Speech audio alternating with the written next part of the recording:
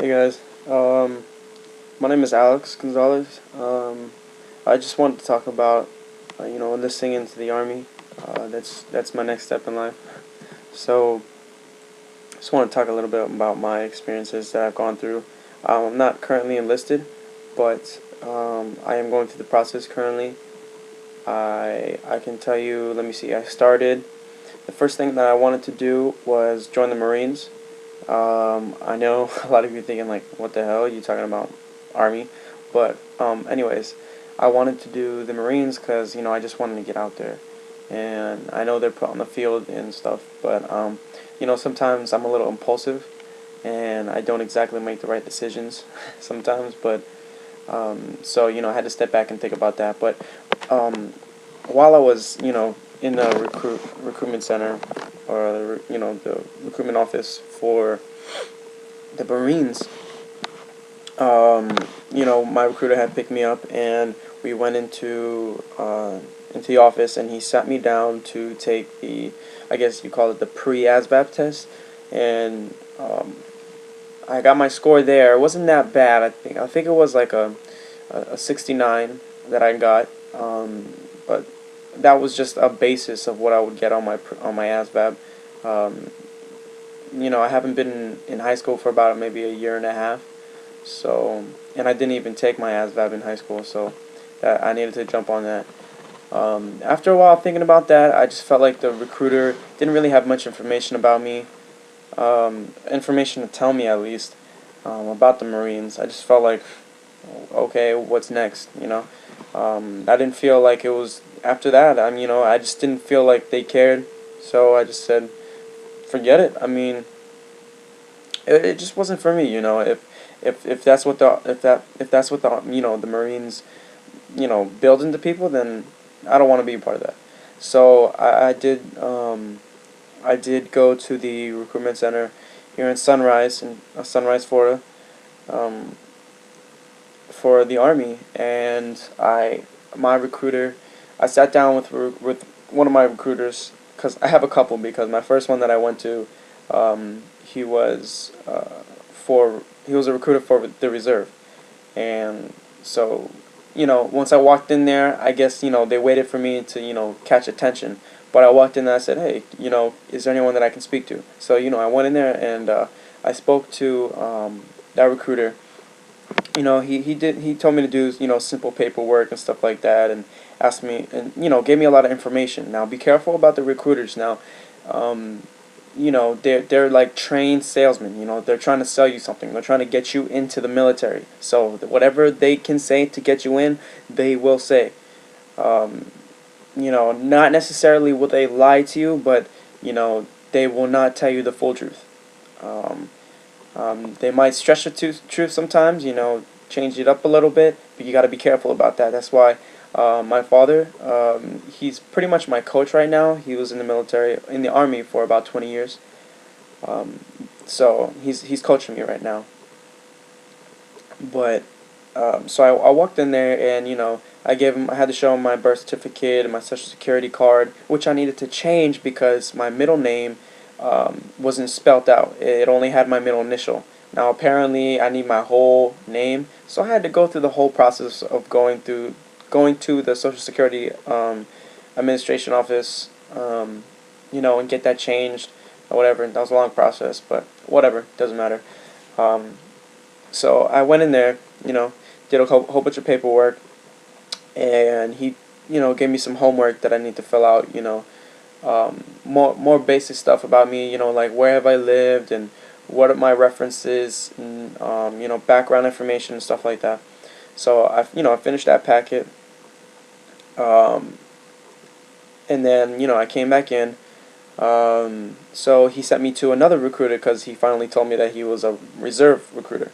So he sent me to another recruiter, who is now my recruiter. And we exchanged a little bit, a few words about why I want to join the army and stuff like that.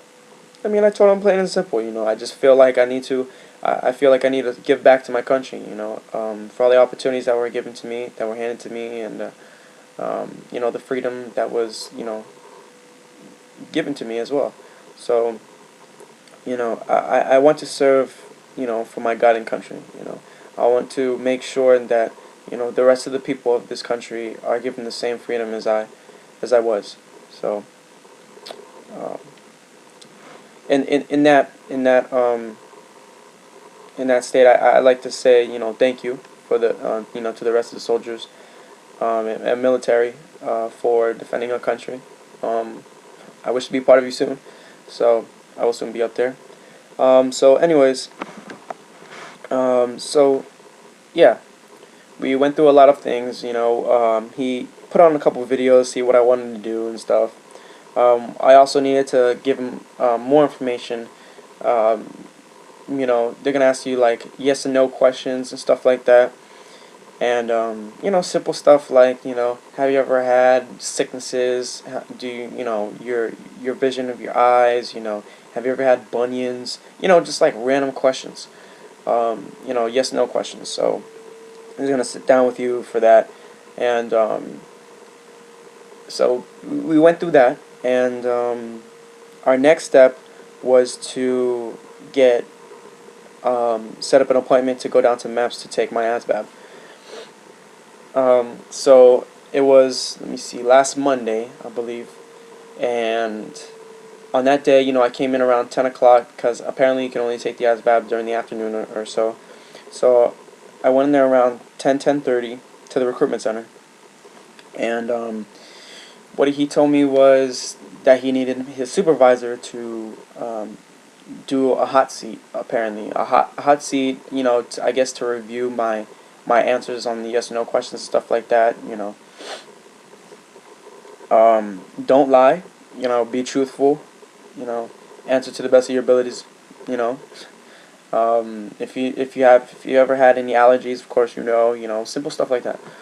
So don't be afraid when you're talking to a recruiter, but you have to know that they are trained salesmen.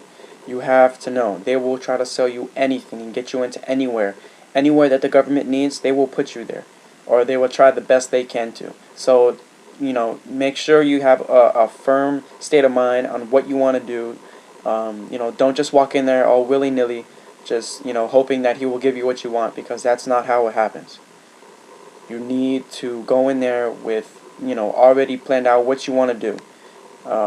Your own research benefits you, because as much as he wants to tell you, your recruiter will give you loads and loads of information, almost too much for you to handle, and you'll just be blown away, and you'll say, okay, yes, I'll do that. Yeah, that sounds awesome, but in the end, you might hate it, and they most likely will put you in what the government needs are.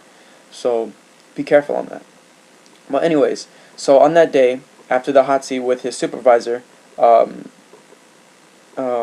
me see, around 1:15 we left down to MEPS. We drove down there. Now, a lot of people talk about MEPS and how they take a bus all the way and they stay at a hotel and stuff like that. But my experience was a little different. So he drove us down there. I guess it was me and another recruit. So he drove us down there, and let's see, we had to sign in and do our fingerprints and stuff like that, and then we just waited for them to call our name to take the test. So as soon as you can get in there, the quicker the better, because people take forever to test, and if you're not one of the first in there, then you will be there for hours. So and the test is already long itself. So that's why I stood up once they said that you can come up and stand in line and sign in. I was one of the first ones to go up, maybe the third one in line. I was up there. So make sure you're quick. So I took my ASVAB, and immediately after I walked out, this was a couple hours later, immediately I walked out, and I called my recruiter, tell him to come pick me up and stuff like that. And he told me I got I think a 90 out of a 99 or something like that. Which I was surprised because of my 69 previous score. But that's basically what happened. And from there, what did we go from there? We went back to the recruitment center, and that was basically the end of my MEPS for the first day for the Asvab test. Now the physical, and I also, let me see, I also had a surgery on my wrist. If you can see that scar right there. I do have a plate in there, so I do require a waiver. So I need to get my physical and my waiver, medical papers looked at by a doctor and stuff like that. But and I got signed up for an appointment like 2 days after, and make sure you don't want to be rushed into the situation. You don't want to feel you don't want to seem impulsive. You don't want to feel impulsive because you know you don't want to jump into something you might not want to do when you're later in life. So you have to be sure on this decision. If you need to tell your recruiter that you need time before you continue, even if he says, taking a physical will not commit you to anything, just take your time. You can do the physical if you'd like, as well with the medical papers, but take your time, because if you don't have the proper time, then you're not going to be, you're not going to be 100% sure, and you don't want to jump into something that, like I said, something that you might not want to do. So if at that point, you need to take a pause. Like I tell my recruiter, I need to take a pause. I'm taking a pause now. I told him maybe in about 2 weeks. I promised him. I told him that I will be 100%. But right now, I need to collect my thoughts and stuff like that before I continue. And I know about commitment and stuff like that, but I need to take a pause from this process. But that's it. I will continue making. Let me see. I will make another video on my second day at MEPS after I've spoken to my recruiter about continuing. So, I mean, that's fine. So, I will, make another video so you guys can look forward to that. And I will tell you the rest of my MEPS experience, and, then we can get to MOSs and stuff like that. So, thanks for listening. This has been Alex Gonzalez. Peace.